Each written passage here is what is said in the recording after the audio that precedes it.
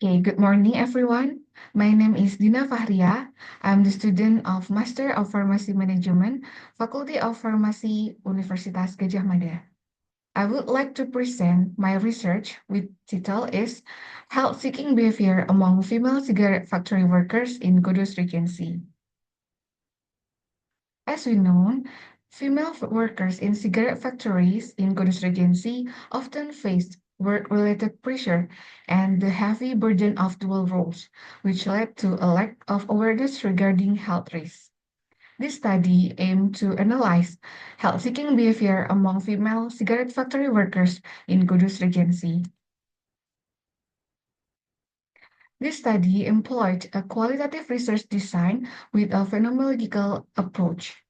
Data were collected through in-depth interviews with 15 female cigarette factory workers and triangulated with 3 supervisor or occupational health and safety personnel who met the inclusion criteria and were selected using purposive sampling.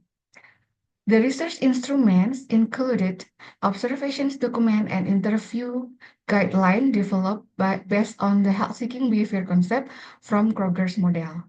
Data were analyzed using thematic analysis and supported by NVivo software for data presentation. The quality assessment criteria for the qualitative study were based on the correct checklist.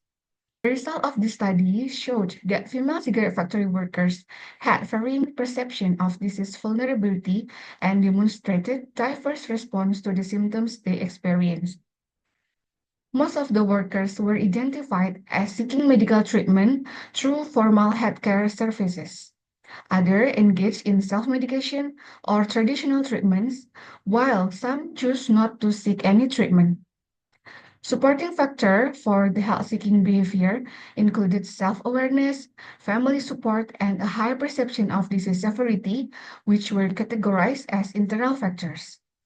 While external factors include satisfaction with the healthcare services, the need for a work permit, and the company provided compensation.